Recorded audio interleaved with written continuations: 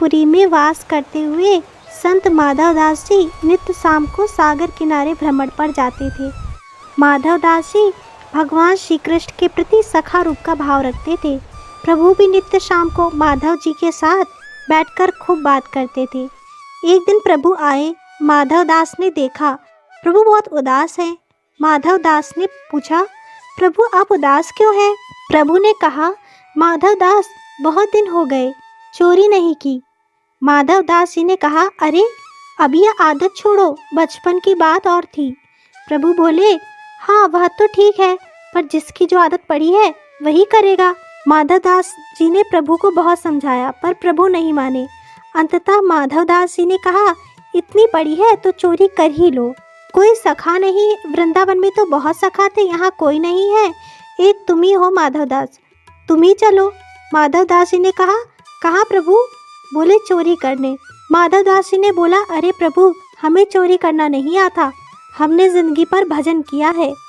प्रभु बोले, मन बनाओ, चोरी करना हम सिखा देंगे। प्रभु ने जैसे तैसे माधवदास जी को चोरी के लिए तैयार किया। माधवदास जी ने कहा, प्रभु चलो करते हैं चोरी, लेकिन जाना कहाँ है? प्रभु ने कहा, जगन्नाथपुरी के राजा के बगीचे में बड़े सुंदर कटहल के फल लगे हैं, पर यह भेजते ही नहीं है।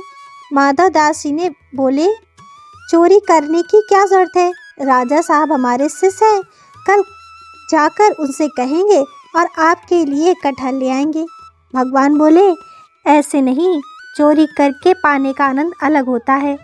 प्रभु और माधवदास जी चोरी करने के लिए राजा के बगीचे में चल दिए। प्रभु ने माधवदास जी से कहा, धीरे धीरे बोलना। माधवदास जी को चोरी का कोई अभ्यास नहीं था। जैसे ही दोनों एक कटहल के बगीचे में पहुँचे, प्रभु ने माधवदास जी से कहा, कटहल के पेड़ के ऊपर चढ़ जाओ, तुम ऊपर से कटहल गिराना, नीचे से हम ले लेंगे। अब माधवदास जी जोर से बोले, कन्हैया इस पेड़ पर चढ़े या उस पेड़ पर। इतने में बगीचे का माली जग गया। उसने सुना और उसने कहा, मैं बताता हूँ किस पेड़ पर चढ़ना है, भी आता हूँ, रुको ज़रा। भगवान ने कहा, मैंने कहा था ना धीरे धीरे बोलना, जोर से नहीं बोलना। माधवदास जी बोले, अच्छा ठीक है प्रभु। बगीचे का माली आया। तब तक माधवदास जी और प्रभु जी एक पेड़ के पीछे छुप गए और माली पुनः सो गया। पुनः प्रभु ने माधवदास जी से कहा, इस पेड़ पर चढ़ो और धीरे बोलना। माधवदास जी पेड़ के ऊपर चढ़ गए। भगवान ने कहा, ऊपर से कटहल तोड़कर नीचे गिराना, नीचे हम पकड़ लेंगे। माधवदास जी ने जोर से पूछा, प्रभु यह वाला कि वह वाला? आवाज़ सुनकर बगीचे का माली पुनः जाग गया और डंडा लेकर आया।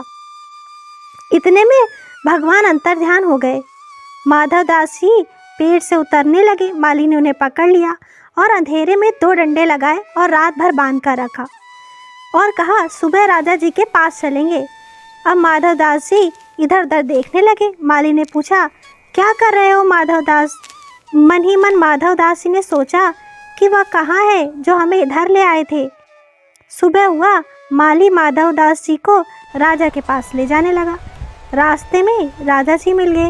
राजा जी ने देखा कि हमारे गुरु को माली बांधे लिए जा रहा है। राजा जी क्रोध में माली को डांटने पहुँचे। माधवदास जी ने कहा, इससे कुछ मत बोलो, हम जब ऐसे बंधने के काम करेंगे तो बंधेंगे ही।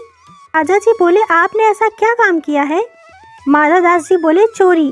राजा बोले, आपने चोरी क्यों की? माधवदास जी बोले, कुसंग में पड़कर सब कुछ करना पड़ता है।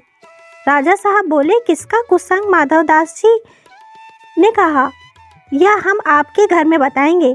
राजा जी माधवदास जी को अपने महल में ले गए। माधवदास जी ने सारा वृतांत राजा साहब को बताया। सारी बात जानकर राजा साहब के नयन सजल हो गए, हृदय रोमांचित हो उठा एवं तुरंत ही राजा ने पूरा का पूरा बगीचा श्री जगन्नाथ जी के नाम कर दिया। शाम को पुनः संत माधवदास जी सागर किनारे पहुँचे। वहाँ भगवान प्रकट हुए। भगवान ने माधवदास जी से पूछा, और संत जी रात कैसी कटी?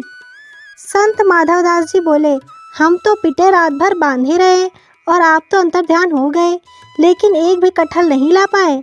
हमें देखिए, हम तो पूरा का पूरा बगीचा ही आपके नाम करा लाए हैं। कहते हैं आज भी वह बगीचा श्री जगन्नाथ जी के नाम पर है। जय श्री जगन्नाथ।